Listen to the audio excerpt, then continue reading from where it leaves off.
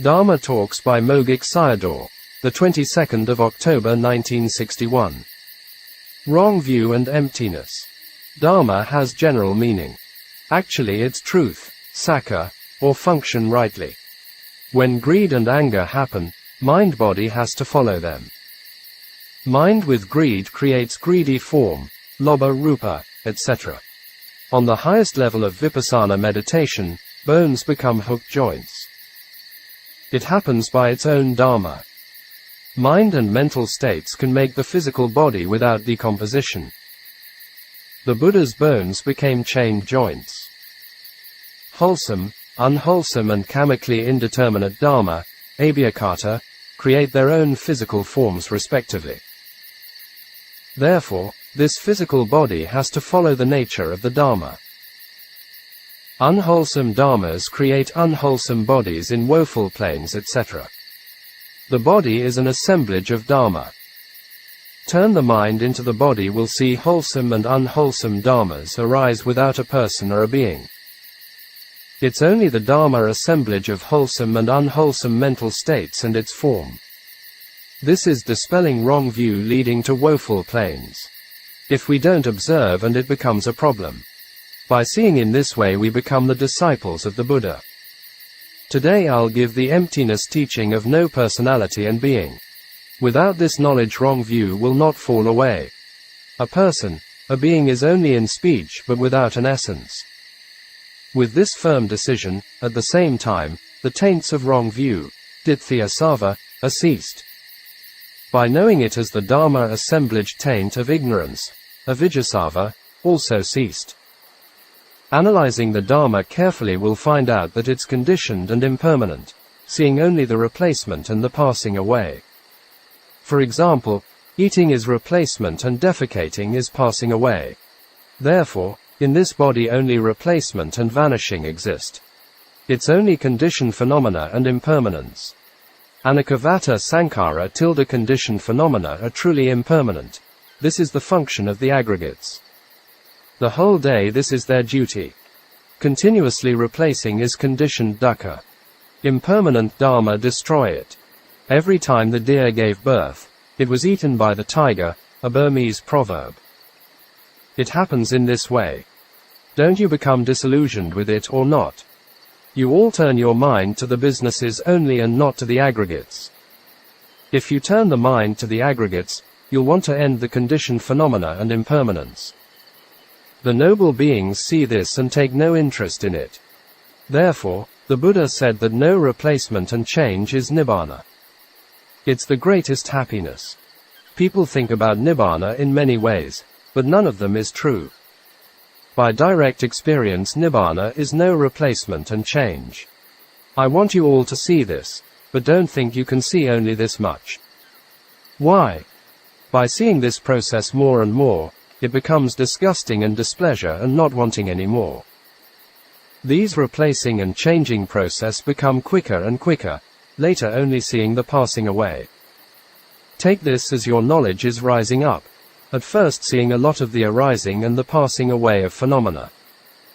By continuous effort, the mind becomes sharper, and can't see the arising but only the passing away. After some time without seeing any of the arising and passing away, then it's free from the khandha. You can't find the khandha. In reality, the mind does not see the khandha. The observing minds see or experience freedom of the khandha. I am talking about these for the yogis. Seeing the dissolution of the formations, khandhas, more and more it develops to the knowledge of fear, bhaya-nana, and then the knowledge of danger, adhanava-nana, 1 banga right pointing arrow, 2 bhaya right pointing arrow, 3 adhanava. By seeing one a lot and become 2 fear, this is developing into fear. From the beginning of his full enlightenment, Sariputta wanted to leave his body behind. There was no pleasure and freedom at all by carrying around this burdened khandha. Therefore, he wanted to put down this heavy load and entered Nibbāna. You all are not like this. You're wanting to go here and there by carrying the heavy burden around. You can't see the fault of it, but very happy to be a coolie man. Isn't quite different. It's like carrying a burning load. Tanna wants a big load. If you have many children, it's like carrying more rice bags, similar to a coolie. So the coolies at the ports don't like others do the jobs, competition for getting money. Even some lay people wanting to carry the kanda of heavy burden that they are making prayers in front of the Buddha's images, as long life, beauty, fortune, good rebirths, etc. It's like carrying a heavy burden of load on the very rugged road.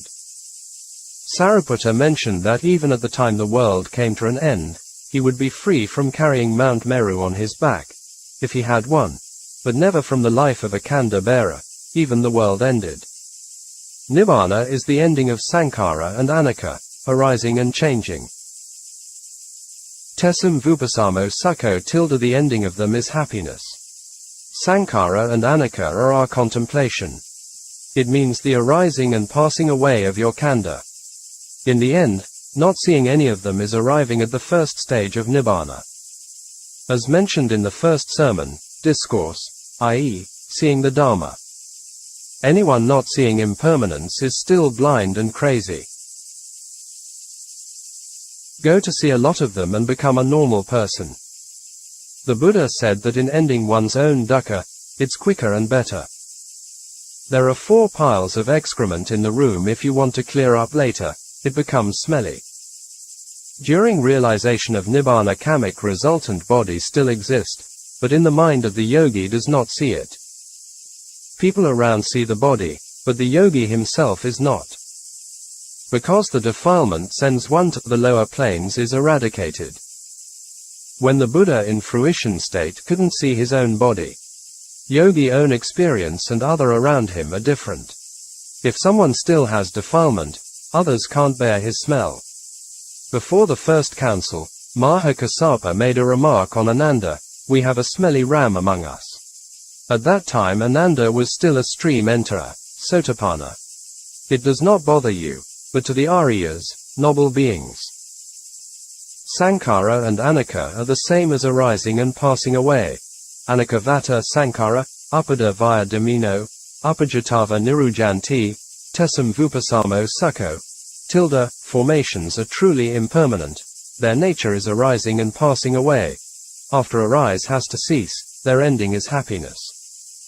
If Nibbāna has no khandhas, it can be mistaken as nothingness. Don't take it as nothingness. For example, you have an ulcer and unbearably painful. You have the desire to be cured, and everybody has to be. Your body is the place of diseases, rogato, ulcer, etc. All of them are there. With the noble one's eye can see them. When it was cured, the yogi has any satisfaction or not. So he is in the state of no disease. Therefore, Nibbāna is exist. Only people have ulcer wanting to be cured. No disease, roga, is Nibbāna. Knowing that there is no disease is path knowledge, magga nana, and then fruition knowledge, phala nana. Nibbāna exists that path and fruition knowledge can be arisen. So Nibbāna exists, atti. There is monks, an unborn, unbecome, unmade, unfabricated. If there were not that unborn, unbecome, unmade, unfabricated, these would not be the case that emancipation from the born, become, made, fabricated would be discerned. But precisely because there is an unborn, unbecome, unmade, unfabricated, emancipation from the born, become, made, fabricated is discerned. Sayadaw quoted these Pali verses from the Buddha in the Udana.